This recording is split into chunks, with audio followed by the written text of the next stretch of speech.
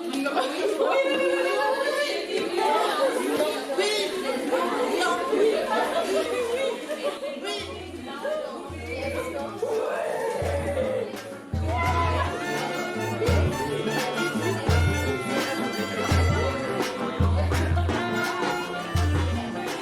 devoted a whole sequence of exercises just simply on yes and no and explore boundaries.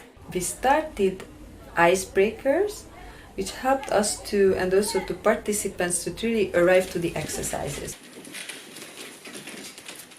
And we can say hello with the head and like that.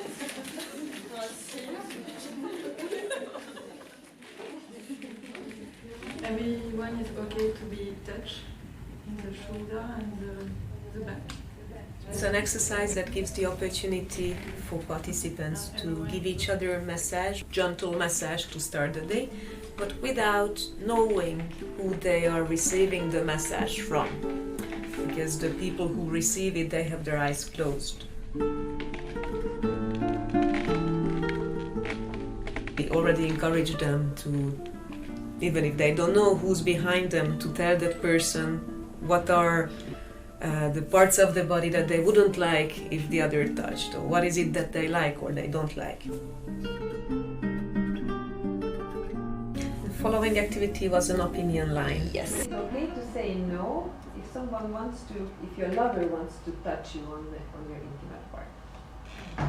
Because and the opinion line is just about thinking, so we were curious about their opinions about different things and in what context is okay to say no.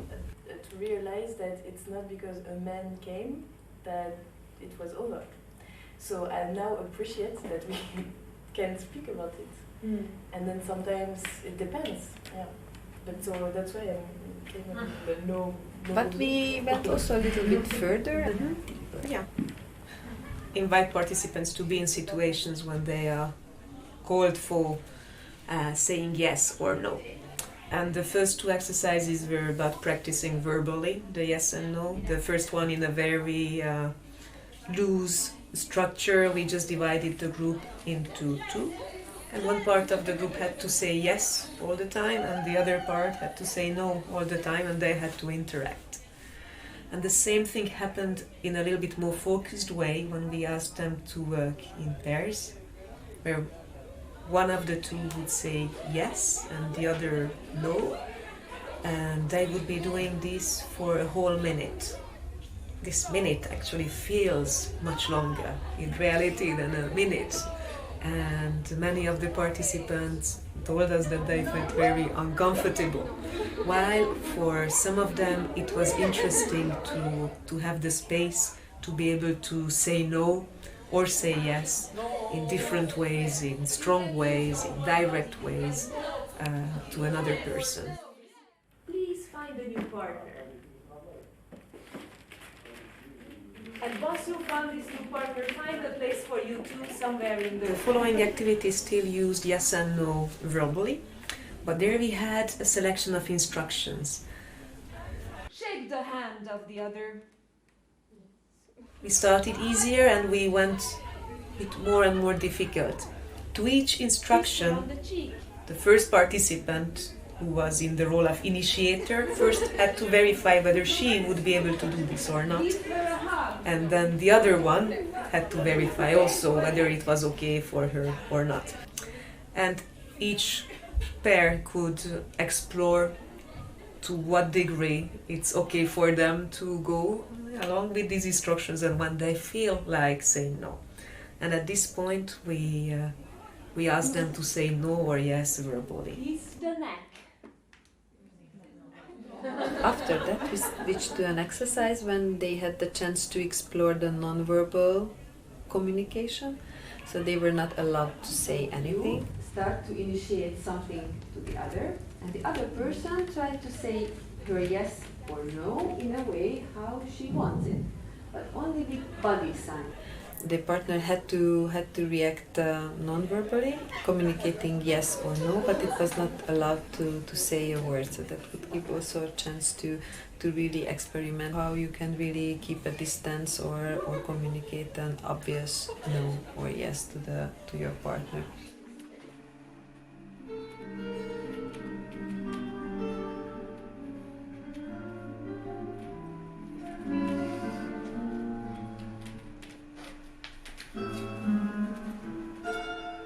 What we ask them is to be sensitive to what extent the other would welcome or not, by moving towards or away from the gesture or the action initiated.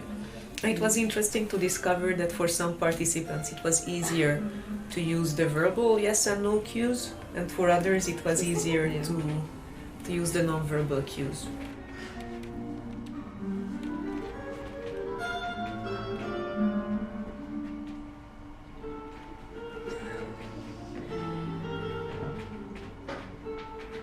We wanted to explore also how you feel your boundaries, is your own personal boundaries and not just the other person's.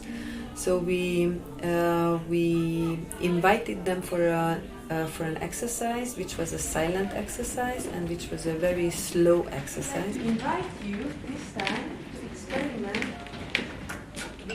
just with the boundaries. We were working also in pairs, and we gave them the same way different instructions, like stand in front of the others, so face to face, and feel the distance in between of you. And do nothing else, just stand face to face to the other person and just breathe. After a couple of seconds it becomes boring or embarrassing because you don't know what to do, but the task was just to listen to your body sensations, listen just feel the distance in between of you, how you react or how you feel about it. What does it feel like? It's a very intimate exercise. You notice so many things that you don't give a significance to, like you are hearing the noises. The ultimate aim of this sequence was twofold. So first, help participants access the information, the sensitivity or sensibility of where their boundaries are. And then the second aim was to empower them to say yes or to say no according to what this inner feeling suggests for them.